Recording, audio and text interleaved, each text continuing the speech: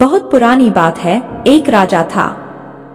उस राजा के मन में 3 प्रश्न अक्सर उठा करते थे, जिनके उत्तर पाने के लिए राजा अत्यंत बेचैन रहता था। इसलिए उसने अपने राज्य मंत्री से परामर्श किया और अपने सभासदों की एक बैठक बुलाई।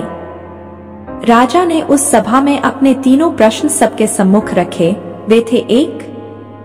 सबसे महत्वपूर्ण कार्य क्या होता है? 2. परामर्श के लिए सबसे महत्वपूर्ण व्यक्ति कौन होता है? 3. किसी भी निश्चित कार्य को करने का महत्वपूर्ण समय कौन सा होता है? उस सभा में कोई भी राजा के प्रश्नों का संतोषजनक उत्तर न दे पाया। लेकिन उस सभा में राजा को एक ऐसे सन्यासी के बारे में पता चला जो सुदूर जंगल में एक कुटिया में रहते थे और सबकी जिज्ञासा का समाधान करने में समर्थ थे।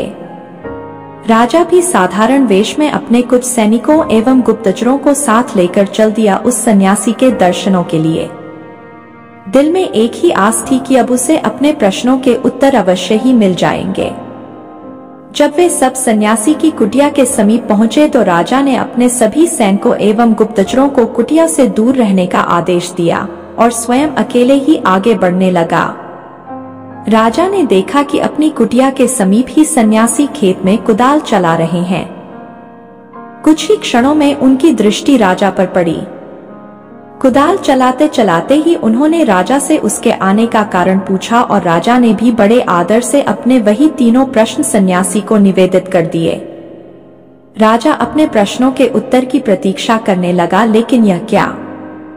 साधु ने तो उत्तर देने की बजाय राजा को उसकी कुदाल लेने का संकेत कर डाला और राजा भी कुदाल लेकर खेत जोतने लगा। आखिरकार राजा को अपने प्रश्नों के उत्तर भी तो चाहिए थे। राजा के खेत जोतते जोतते संध्या हो गई।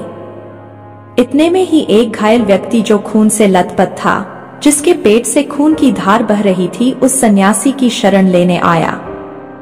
अब सन्यासी एवं राजा दोनों ने मिलकर उस घायल की मरहम पट्टी की। दर्द से कुछ राहत मिली तो घायल सो गया। प्रातः जब वह घायल आगंतुक उठा तो राजा से क्षमा याचना करने लगा तो राजा के आश्चर्य का ठिकाना ना रहा। आगंतुक राजा की स्थिति देख तत्काल अपना परिचय देते हुए बोला, कल तक आपको मैं अपना घोर शत्रु मानता था, क्योंकि आपने मेरे भाई को फांसी की सजा दी थी। आपको कत्ल करके बदले का अवसर ढूंढता रहता था। कल मुझे पता लग गया था कि आप साधारण वेशभूषा में इस साधु के पास आए हैं।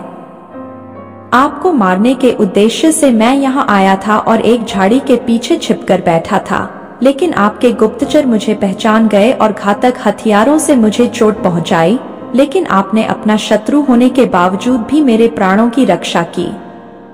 परिणामतः मेरे मन का द्वेष समाप्त हो गया है। अब मैं आपके चरणों का सेवक बन गया हूँ। आप चाहे दंड दें अथवा मुझे क्षमादान दें, यह आपकी इच्छा।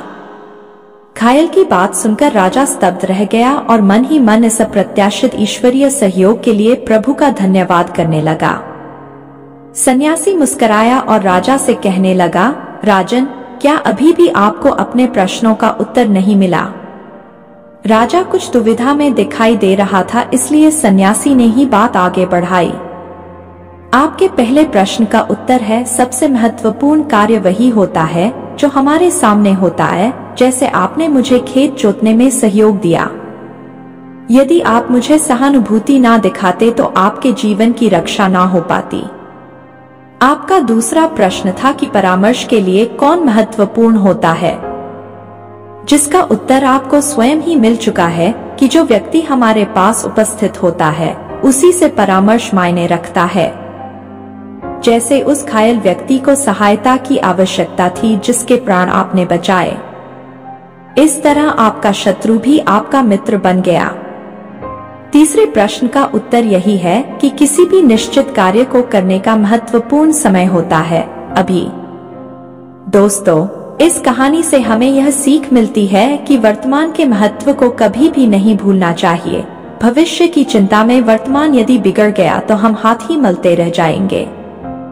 प्रस्तुत कार्य को मनोयोग से करना अथवा समय का सदुपयोग ही न केवल उज्जवल भविष्य की संभावनाओं की नींव होता है, अपितु यही सर्वांगीण प्रगति का मूल मंत्र भी है।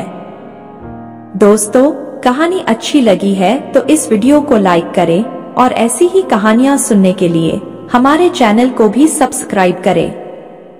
धन्यवाद।